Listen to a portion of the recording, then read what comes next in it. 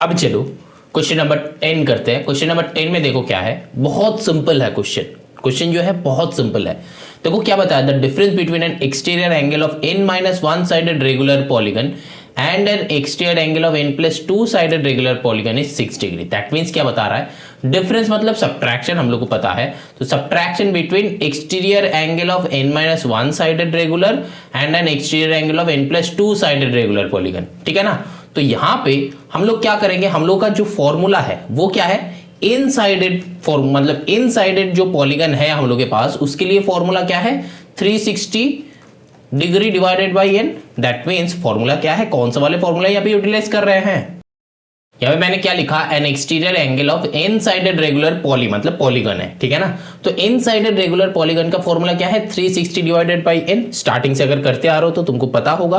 अब देखो यहाँ पे क्या है 360 बाई एन, मतलब एन साइडेड होता है तो 360 बाई एन, लेकिन यहाँ पे क्या है देखो एन माइनस वन साइडेड, तो फॉर्मूला क्या हो जाएगा, देखो 360 divided by n minus one हो जाएगा। होगा कि नहीं होगा, क्योंकि अगर n साइडेड का अगर होता है 360 बाई n, तो फिर n minus one sided regular polygon अगर है तो उसका क्या हो जाएगा 360 बाई n माइनस वन।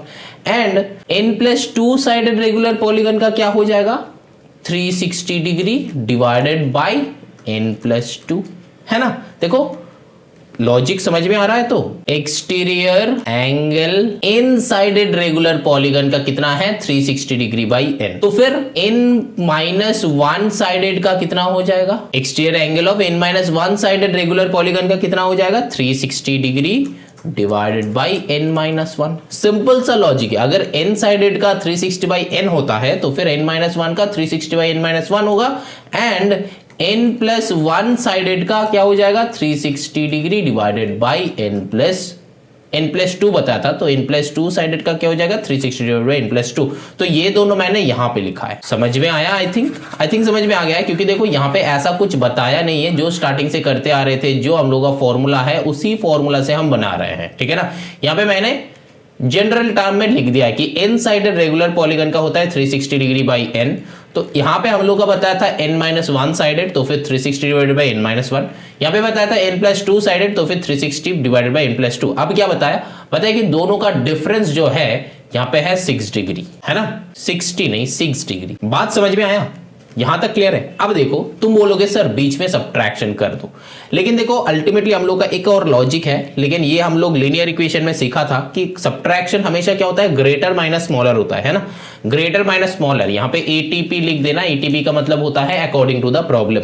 तो यहाँ पे जो है ग्रेटर माइनस स्मॉलर है, तो यहाँ पे ये n माइनस वन ग्रेटर है, ये n प्लस टू स्मॉलर है। पता कैसे चलेगा, यहाँ पे किसके ऊपर हम कर रहे हैं 6 डिग्री, मतलब ये क्या है एंगल के बारे में बात कर रहा है, मतलब एक्सटीरियर एंगल जो है इससे निकलेगा। तो ये वाले अगर हम सॉल्व करेंगे तो एंगल का वैल्यू निकलेगा, ये वाले अगर हम सॉल्व करेंगे तो एंगल का वैल्यू निकलेगा। तो दैट मीन्स अब मान लो n माइनस वन जो है n से भी कम और n प्लस टू मतलब n से ज्यादा, तो फिर हम साइड में कैलकुलेट कर लेते हैं कि किसका ज्यादा होता है, मतलब किसका एंगल का वैल्यू ज्यादा होता है। तो मान लो मैंने तीन साइडेड है इसलिए मान लिया, तो 3 से कैंसिल आउट कर दो, 3 12 जा 120 डिग्री आ रहा है। अब जो है n माइनस वन जो है n से छोटा है, अब n प्लस टू जो है n से बड़ा है। दैट मीन्स यहाँ पे अगर मैंने साइड 3 लेके कैलकुलेट कर रहे हैं तो यहाँ पे तुम 4 लेके कर लो, उससे ज्यादा कर लो। देखो 360 डिग्री डिवाइडेड बाई 4, तो 4 से करो 4 9 जा 90 डिग्री। अब देखो क्या मजा आ रहा है,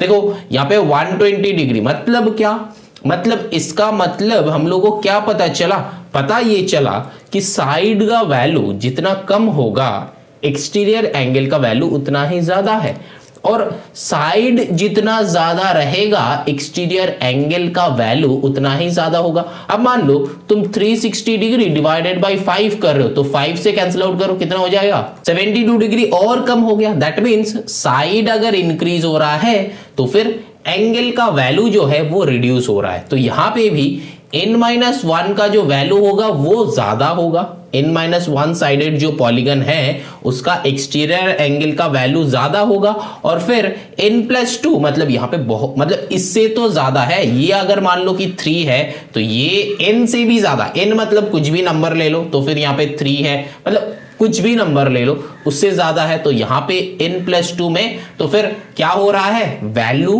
कम होगा। मतलब जितना ज्यादा साइड एक्सटीरियर एंगल का वैल्यू उतना कम होगा। अब यहां पे इसको कैलकुलेट करेंगे, सॉल्व करेंगे, n का वैल्यू निकल के आएगा, ठीक है ना। अब यहां पे तुमको लीनियर इक्वेशन अप्लाई करना है और कुछ नहीं, ठीक है ना। जो ऐसा मेथड हम दिखा रहे हैं ना, ये तुमको कहीं पे नहीं मिलेगा, ठीक है ना, कहीं पे नहीं मिलेगा। लेकिन सम्स जो है बहुत सिंपल है, बहुत ईजी है। प्रोसेस पूरा देखो, मतलब एकदम स्टार्टिंग से एंडिंग तक देखो, ठीक है ना, तब देखना पूरा। देखो यहाँ पे 360 है, यहाँ पे 360 है, तो 360 को कॉमन लेके बाहर कर दो, अंदर में क्या हो गया n-1 माइनस यहाँ पे 1/n+2 हो गया, that is equals to 6 degree.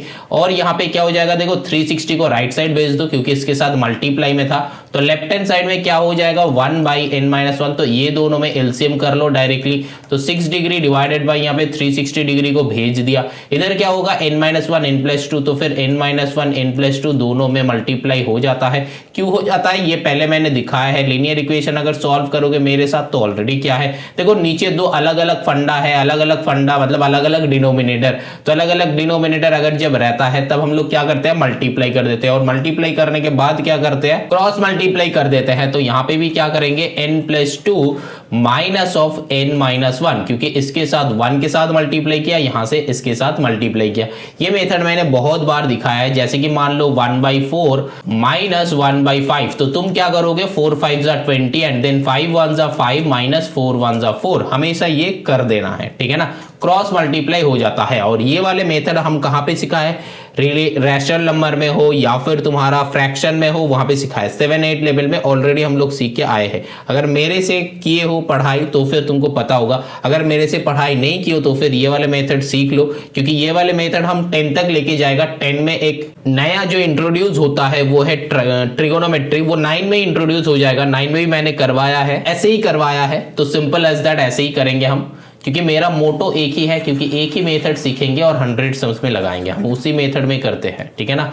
तो क्लास 7-8 लेवल में अगर मेरे से पढ़े हो या फिर मेरे क्लास करोगे तो 9-10 लेवल में पढ़ने का मजा ही कुछ और है, ठीक है ना, क्योंकि मेरा मेथड हमेशा सेम रहता है, क्योंकि अलग अलग मेथड हम प्रेफर नहीं करते हैं। तो देखो यहाँ पे जो है कैंसिल आउट कर दो, तो 6 से कैंसिल आउट कर दो, 6 6 36, तो यहाँ पे हो गया 60 डिग्री, तो 1/60 डिग्री आ गया। तो अब देखो यहाँ पे क्या हो जाएगा, इसके बाद हम यहाँ पे कर रहे हैं, देखो नीचे जो है यही दोनों रहेगा, तो दोनों को मल्टीप्लाई करना है। लेकिन चलो इसको n-1 यहाँ पे n+2 करके रख देते हैं, ऊपर में बस ब्रैकेट्स हटा दो, तो फिर n+2 माइनस ऑफ n+1 हो जाएगा, n कैंसिल, इधर में हो गया 1/60 डिग्री। बात समझ में आ रहा है, सिंपल लीनियर इक्वेशन सॉल्व कर रहे हैं बेटा। अब देखो यहाँ पे 2 + 1 यहाँ पे 3 हो गया, ये 60 को इधर मल्टीप्लाई कर दो, तो 3 × 60 कर दो, दैट इज इक्वल्स टू, इसको सीधा इधर लेके चलो, तो फिर n-1 × n+2। अब जो है ये दोनों में आपस में मल्टीप्लाई कर देंगे, ये भी वही सेम, तो यहाँ पे हो गया 180 इक्वल टू, यहाँ पे क्या हो जाएगा, n × n+2 माइनस 1 × n+2। हमेशा ऐसे मल्टीप्लाई करना है। ये एल्जेब्रिक जो आइडेंटिटीज है या फिर एल्जेब्रिक एक्सप्रेशन जो है क्लास 8 लेवल का, क्लास 7 लेवल का, वहां पे मैंने सिखाया है। वीडियो ऑलरेडी अपलोडेड है, ठीक है ना, तो वहां पे जाके देख लेना, समझ लेना, ठीक है। प्लेलिस्ट में जाओ, सर्च करो, मिल जाएगा बेटा। अब जो है यहाँ पे 180 that is equals to n² + 2n - n - 2, ठीक है ना। अब देखो यहाँ पे क्या हो जाएगा, इसको इधर लेके आओ, क्योंकि इक्वल टू 0 करना है। यहाँ पे हमको दिख के ही लग रहा है कि ये क्या हो जाएगा, क्वाड्रेटिक इक्वेशन होगा, है ना। क्वाड्रेटिक इक्वेशन मतलब मिडिल टर्म ब्रेक में आएगा। तो फिर यहाँ पे क्या हो जाएगा, देखो n² + 2n - n, 2n - n, तो यहाँ पे हो जाएगा क्या, n हो जाएगा 2n + n -2 - 180 degree that is equals to 0। तो यहाँ पे देखो ये दोनों में ही आपस में हो जाएगा, तो फिर n² - n - 182 that is equals to 0 degree. 182 क्यों हुआ, क्योंकि -2 - 180 था, तो माइनस में इसमें प्लस हो जाता है ना। तो क्लास 7 का चैप्टर नंबर 1B मतलब एक्सरसाइज 1B वहां पे मैंने सिखाया है, मेरे को बहुत अच्छे से याद है, क्योंकि ये हम हमेशा बोलते हैं ये वाले जो प्रॉब्लम है, क्योंकि यहाँ पे ना क्लास 9-10 लेवल का बच्चे का बहुत दिक्कत आता है कि माइनस माइनस में क्या करे, मतलब -2 में क्या करे, ऐसा टाइप का बहुत सारे बच्चों का दिक्कत आता है इसमें। तो इसीलिए हम ऑलरेडी बेटा समझा के रखे हैं, वीडियो रेफर कर रहे हैं, वहां पे जाके एक बार देख लो, सीख लो, समझ लो, क्वेश्चन एकदम ईजी बना पाओगे। एकदम इजीली बना पाओगे, ठीक है ना। अब देखो अल्टीमेटली ये आया n square minus n minus 182 equal to 0। अब जो है हम सारा हटा दे रहे हैं, तो n स्क्वायर माइनस एन, अब जो है अल्टीमेटली ये आया था, है कि नहीं बोलो, ये आया था। अब चलो इसको सॉल्व कर लेते हैं। कैसे, ये मैंने दिखाया है। बहुत सारे बच्चे का ना क्लास 9 में मिडिल टर्म ब्रेक में दिक्कत होता है, मिडिल टर्म ब्रेक में दिक्कत होता है, लेकिन बेटा ये मैंने क्लास 8 का फैक्टराइजेशन में मिडिल टर्म ब्रेक ऐसे सिखाया है। आई थिंक किसी ने नहीं सिखाया होगा, ये पूरा यूट्यूब में तुमको नहीं मिलेगा। वैसे एक बहुत अच्छा मेथड इंट्रोड्यूस किया है, और वो मेथड अगर तुम करोगे तो फिर तुम्हारा कोई भी टाइप का मिडिल टर्म फैक्टराइजेशन में कोई भी टाइप का दिक्कत नहीं आएगा। तो एक बार जाके वो वाला देख लो, वो वाला समझ लो, क्लास 8 का फैक्टराइजेशन। जो जो चैप्टर रेफर कर रहे हैं वो चैप्टर एक बार देख लो, समझ लो, सीख लो, ग्रैब कर लो, तब जाके देखना सम करने में मजा आ जाएगा, ठीक है ना।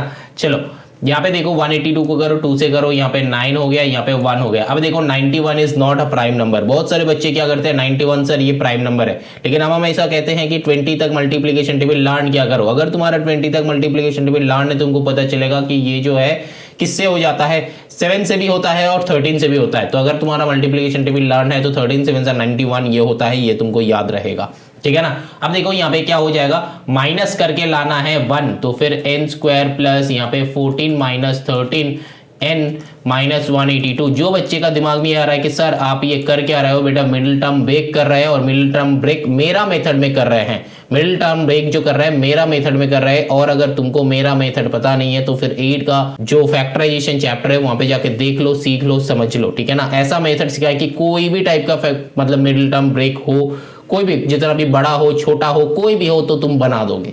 बहुत सारे बच्चे का ना ये मिडिल टर्म ब्रेक में दिक्कत होता है, हमको पता है, इसीलिए मैंने 7-8 लेवल में ऐसे सिखाया है ताकि 9-10 लेवल में दिक्कत ना हो। अब देखो यहाँ पे क्या होता है, n square plus 14n minus 13n minus 182 that is equals to 0।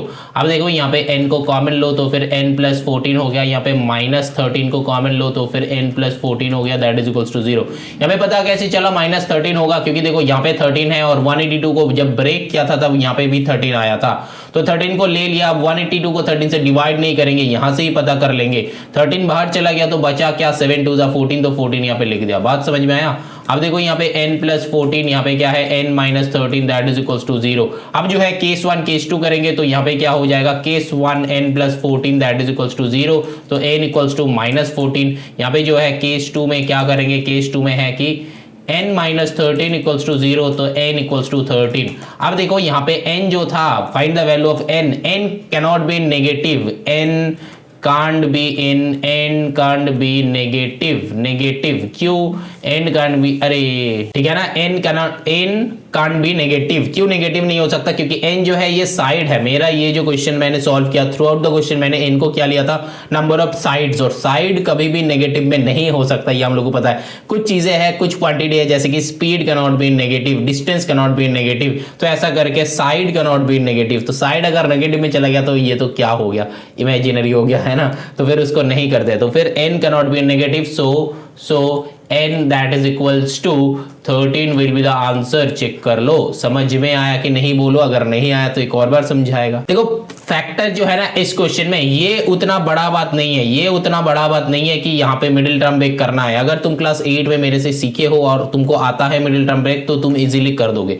इस वाले क्वेश्चन में थोड़ा सा सोचने वाले बात क्या है, नॉर्मल सा हम लोग क्या करेंगे, 360 degree divided by n minus 1 and 360 degree divided by n plus 2 that is equals to 6 degree. मतलब n sided, n minus 1 sided जो पॉलीगन है उसका एक्सटीरियर एंगल का फॉर्मूला ये है, और n प्लस 2 जब साइड है तब एक्सटीरियर फॉर्मूला ये है। अब दोनों का सब्ट्रैक्शन बताया है, डिफरेंस बताया है। अब यहां पे ऐसा नहीं कि ये बेचारा पहले था इसीलिए ये पहले बैठेगा, नहीं बेटा, ये भी हो सकता है। बहुत सारे बच्चे ये भी सोच सकते हो सर ये तो पहले था इसीलिए इसको आप पहले बैठाओ, नहीं बेटा मैंने चेक कर लिया इसीलिए ये n-1 मतलब n से भी छोटा। एक n जो है कोई भी टर्म ले लो, मान लो कि 10, तो n का वैल्यू हम 10 ले लेते हैं, तो फिर यहाँ पे n-1 मतलब 9th टर्म हो सकता है, मतलब 9 साइड होगा, और n प्लस 2 मतलब 12, तो फिर मतलब एक होगा छोटा एक होगा बड़ा। तो फिर किसमें कितना वैल्यू आ रहा है वो हम चेक कर लिया कि कौन सा वाला वैल्यू ज्यादा है वो पहले बैठेगा, क्योंकि यहाँ पे एंगल से इक्वेशन हो रहा है। और लीनियर इक्वेशन मेरे से किए हो 7-8 लेवल में तो पता चलेगा इक्वेशन कब फॉर्म होता है, वहां पे मैंने बहुत अच्छे सिखाया है। इक्वेशन कब फॉर्म हो सकता है, दोनों तरफ का क्वांटिटी सेम होना चाहिए, मान लो कि तुम प्रॉफिट एंड लॉस का सम का कर रहे हो, तो लेफ्ट साइड में तुम प्रॉफिट लिख रहे हो और राइट साइड में तुम लॉस का लिख रहे हो, तो बेटा ऐसा इक्वेशन बनता नहीं है। डिफरेंट डिफरेंट क्वांटिटी में इक्वेशन बनता नहीं है। जैसे कि किलो के साथ मतलब केजी के साथ मीटर का हम लोग कैलकुलेशन नहीं कर सकते, क्योंकि केजी के साथ केजी का ही एडिशन होगा या फिर सब्ट्रैक्शन होगा या फिर इक्वेशन बनेगा या फिर कुछ भी बनेगा। मतलब सेम टाइप का क्वांटिटी के साथ काम होता है, डिफरेंट टाइप का क्वांटिटी के साथ नहीं होता है। तो ये मैंने लीनियर इक्वेशन में ये समझा है कि सेम टाइप का क्वांटिटी दोनों के दोनों तरफ रखना है। अगर LHS में तुम्हारा यहाँ पे एंगल है तो RHS में भी एंगल को रखना है। तो एंगल का डिफरेंस बताया था 6 डिग्री, तो मैंने एंगल का फाइंड करा। यहाँ पे कुछ बच्चे का ये क्वेश्चन होगा कि सर आपने ये एंगल का क्यों फाइंड किया, क्योंकि देखो यहाँ पे एंगल ही बताया कि 6 डिग्री डिफरेंस होगा, तो 6 डिग्री डिफरेंस मतलब क्या है, वो तो एंगल का डिफरेंस बता रहा है। तो यहाँ पे एंगल का वैल्यू होना चाहिए, यहाँ पे भी एंगल का वैल्यू होना चाहिए। अब दोनों को सब्ट्रैक्ट करेंगे तब जाके 6 डिग्री आएगा। बात समझ में? अब यहाँ पे मैंने यहाँ पे क्या कर रहे थे कि 360 डिवाइडेड बाई 3, बेटा देखो 360 divided by 3 and 360 divided by 6 मतलब क्या है, एक छोटा साइड एक बड़ा साइड लेके चेक कर रहे थे कि किसका वैल्यू ज्यादा होगा। तो 3 से कैलकुलेट कर लिया कि ये आ रहा है 120, 6 से कैलकुलेट किया ये आ रहा है 60 डिग्री। दैट मींस मेरा कंक्लूजन ये आ गया कि साइड जितना ज्यादा होगा एक पॉलीगन का, मतलब एक पॉलीगन है उसका साइड जितना ज्यादा होगा उसका एक्सटीरियर एंगल का वैल्यू जो है उतना ही कम होगा। तो दैट मींस यहाँ पे n-1 का जितना वैल्यू आएगा तो n+2 मतलब ज्यादा साइड है, इससे तो बड़ा है, मतलब n-1 से तो इससे तो बड़ा है, तो फिर इसका वैल्यू जो है ये कम होगा और इसका वैल्यू जो है ज्यादा होगा, क्योंकि हम लोग का सब्ट्रैक्शन हमेशा ग्रेटर नंबर से स्मॉलर नंबर का होता है। बेटा ये भी दिमाग में रखना है, ये भी ध्यान में रखना है। ये मैंने सिखाया था लीनियर इक्वेशन में, हमेशा सब्ट्रैक्शन ग्रेटर टू स्मॉलर होता है। कभी कभी देखना तुमसे इक्वेशन बन जाएगा लेकिन आंसर नहीं आएगा, नेगेटिव में आएगा। उसका मतलब क्या है, ये जनरली होता है स्पीड डिस्टेंस वाला क्वेश्चन में, स्पीड एंड डिस्टेंस, जहां पे एक ट्रेन चल रहा है और ट्रेन जा रहा है, तो ऐसा टाइप का क्वेश्चन में तो देखना वहां पे दिक्कत होता है। वहां पे तुमको उस क्वांटिटी के हिसाब से किसमें ज्यादा टाइम लग रहा है किसमें कम टाइम लग रहा है उस क्वांटिटी के हिसाब से करना है। और ये क्लास 9 का जो है लीनियर इक्वेशन भी ऑलरेडी मैंने अपलोड करके रखे हैं। तो लीनियर इक्वेशन सारा क्लास का अपलोडेड है बेटा, 7 का 8 का 9 का सब अपलोडेड है। तो वहां पे जाके एक बार देख के सीख लो, समझ लो, ग्रैब कर लो। जितना अच्छा ग्रैब करोगे उतना अच्छा नॉलेज बढ़ेगा, जितना ज्यादा नॉलेज बढ़ेगा उतना ज्यादा तुम्हारा कॉन्फिडेंस बढ़ेगा। तुम्हारा कॉन्फिडेंस आएगा तो मार्क्स ऑटोमेटिकली आ जाएगा। ओवर कॉन्फिडेंस नहीं चाहिए हमको कि मेरे को सब आता है सब कुछ आता है लेकिन हम प्रैक्टिस नहीं करेंगे, ये नहीं चाहिए। खुद को हमेशा एग्जामिन करते रहो। तो यहां पे ये जो है ये इक्वेशन मैंने बनाया एंड देन इस इक्वेशन को सॉल्व करने निकल पड़े, ठीक है ना। तो हम लोग का आंसर आ गया कि n = 13, ठीक है ना। तो चलो फिर आंसर चेक कर लेना, चलो आगे चलते हैं। नाउ चलो क्वेश्चन नंबर 11 में चलते हैं। देखो क्वेश्चन नंबर 11 में क्या बताया, 2 alternate sides of a regular polygon when produced meet at right angle। अच्छा, इस लाइन का मतलब ही बहुत सारे बच्चे नहीं समझेगा। मतलब क्या है, मान लो मेरे पास ऐसा वाला एक पॉलीगन है, ठीक है ना, एक पॉलीगन ऐसा है, तो ये क्या है, हेक्सागन 1 2 3 4 5 6, तो ये हेक्सागन हो गया। अब यहाँ पे बोल रहा है कि 2 alternate साइड मतलब हो सकता है कि ये वाला साइड एंड ये वाला साइड। ऑल्टरनेट साइड मतलब एक छोड़ के दूसरा, मतलब 1 2 3 अगर तीनों नंबर है, अगर हम बोल रहे हैं कि ऑल्टरनेट नंबर मतलब 1 and 3 ऐसा करके, है ना, 1 के बाद 3 मतलब दूसरे वाला को छोड़ के, तो फिर ऑल्टरनेट मतलब इसका या फिर इसका ऐसा, ठीक है ना। तो बोल रहा है कि 2 alternate sides of a regular polygon, एक रेगुलर पॉलीगन है और रेगुलर पॉलीगन का क्या होता है हम लोगों को पता है, साइड्स जो है सब सेम है। इंट्रो में देखो समझ में आ जाएगा, बहुत अच्छे से समझा है बेटा, एक्सप्लेन तो बहुत अच्छे से किया है।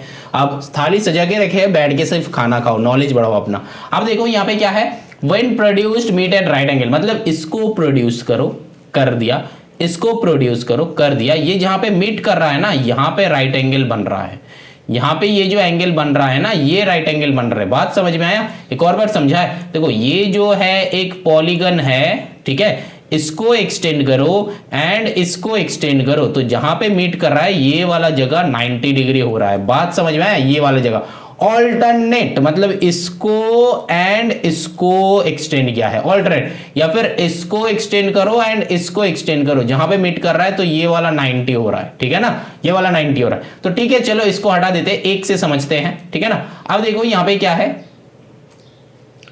तो ये डायग्राम है, समझ में आ गया। अब क्या चाहिए, देखो find the value of each exterior angle. अच्छा, ईच एक्सटीरियर एंगल हमको चाहिए, तो ईच एक्सटीरियर एंगल मतलब ये वाला एंगल भी हो सकता है, ये वाला एंगल भी हो सकता है। अब देखो बात को समझो, एक बात को समझो। देखो हम लोग को यहाँ पे ना एक कंसेप्ट हम लोग अप्लाई करेंगे। ये एक राइट एंगल ट्रायंगल है, तो एक यहाँ पे लाइन्स एंड एंगल जो था क्लास 8 लेवल में था, 9 लेवल में भी था। देखो यहाँ पे क्या है, ये एक राइट मतलब एक ट्रायंगल है, ठीक है ना। तो ट्रायंगल का ये जो है angle sum property, angle sum property मतलब क्या है, तीनों का तीनों साइड मिलके कितना होता है 180 degree. The sum of all 3 interior angles of a triangle is 180 degree, ये होता है ना, ये वाला लॉजिक। तो एक अगर मान लो कि ये इसमें से एक हो गया 90 डिग्री, ये क्या ड्रॉ किया मैंने, राइट एंगल ट्रायंगल, तो ये क्या है 90 डिग्री। तो बाकी बचा बुचा दोनों को मिला के 90 होना चाहिए, है ना, बाकी बचा बुचा दोनों को मिला के 90 होना चाहिए। तो ये जो है मेरा पहला कंसेप्ट है, ठीक है ना। अब जो है दूसरा कंसेप्ट, लेकिन ये हमेशा ये नहीं कि ये दोनों को सेम होना पड़ेगा, नहीं बेटा, सेम नहीं भी हो सकता है, ठीक है ना, हमेशा ये नहीं है। लेकिन एक कंडीशन है, ये दोनों सेम हो सकता है। कब? एक टाइम है आइसोसेलेस ट्रायंगल। आइसोसेलेस ट्रायंगल मतलब कोई भी दो साइड अगर सेम हुआ तो उसको हम लोग आइसोसेलेस ट्रायंगल बोलेंगे। और उस आइसोसेलेस ट्रायंगल का बेस के साथ दो एंगल जो रहता है वो होता है सिमिलर। बात समझ में आया? मतलब ये ऊपर का जितना भी होगा अलग है, ये बेस के साथ दो जो एंगल जुड़ा हुआ होगा वो होता है सिमिलर। मतलब मान लो ये एक आइसोसेलेस ट्रायंगल है जिसका ये वाला साइड सेम है, तो फिर थर्ड साइड ये वाला बना, तो इसके साथ दो जो एंगल है ये दो एंगल हमेशा सेम बनेगा। मतलब ये अगर x है तो ये भी x है। अगर मेरे से लाइन्स एंड एंगल पढ़े हो क्लास 7 में बोलो, क्लास 8 में बोलो, तो मैंने ये वाला जो कंसेप्ट है ना ट्रायंगल का बहुत अच्छे समझा है, बहुत अच्छे समझा है, ठीक है ना। तो वहां पे जाके एक बार समझ लो, कंसेप्ट जो है वो मैथ्स में समझना होता है। अगर तुम क्लास 8 ना पढ़ के तुम 9 में आ जाओगे ना तो तुम्हारा दिमाग हिल जाएगा कि क्या क्या है, क्या इतना टफ क्यों है। तो लेकिन अगर तुम क्लास 8 का थोड़ा सा देख लोगे ना या फिर जान लोगे ना, तब जाके तुम्हारा ये 9 का ये सारा बहुत इजी लगेगा। तुमको ऐसा लगेगा कि यार ये तो मेरा प्रीवियस नॉलेज है, ये प्रीवियस नॉलेज के ऊपर क्वेश्चन दिया है, अब थोड़ा सा तो हमको चाहिए क्योंकि हम क्लास 9 में है, तो कंसेप्ट हम लगाएंगे क्लास 8 वाला, लेकिन सम जो करेंगे ये 9 वाला करेंगे, ठीक है ना। तो देखो रिकॉर्डेड वीडियो है, ऑलरेडी अपलोडेड है, तो वहां पे जाके चेक कर लो कौन सा वाला करना है, वो भी बता देगा, ऑलरेडी बता दिया है, तो जाके चेक कर लो, ठीक है ना। नीचे डिस्क्रिप्शन में लिंक हमेशा हम दे देते हैं। चलो अब चलो यहां पे क्या होगा, तो ये वाला दो कंसेप्ट है। पहला वाला कंसेप्ट क्या है, एक मान लो ये एंगल सम प्रॉपर्टी होता है कि कोई भी ट्रायंगल का तीनों साइड जो है, तीनों का तीनों एंगल जो है वो सम अप करके कितना होता है 180 होता है, ठीक है ना। और दूसरा क्या है, आइसोसेलेस अगर हुआ, आइसोसेलेस ट्रायंगल मतलब जो ट्रायंगल का दो साइड इक्वल है, कोई भी दो साइड इक्वल है, तब वो थर्ड साइड के साथ जो एंगल रहता है दोनों वो सेम होता है। ये अगर y है ये भी y होगा, ये अगर x है तो ये भी x होगा, दैट मींस ये अगर 60 डिग्री होगा तो ये भी 60 डिग्री होगा, ऐसा करके। तो अब देखो लॉजिक हम ऐसा लगाएगा, एक और ड्रॉ कर रहे हैं, इसको एक्सटेंड किए, इसको भी एक्सटेंड किए, तो यहां पे एक जगह पे आके मिट कर रहा है, यहां पे 190 डिग्री। अब देखो रेगुलर पॉलीगन है, तो फिर यहां से जितना आगे लेके चलना है यहां से भी उतना ही आगे लेके चलना है, तब ना जाके मीट करेगा।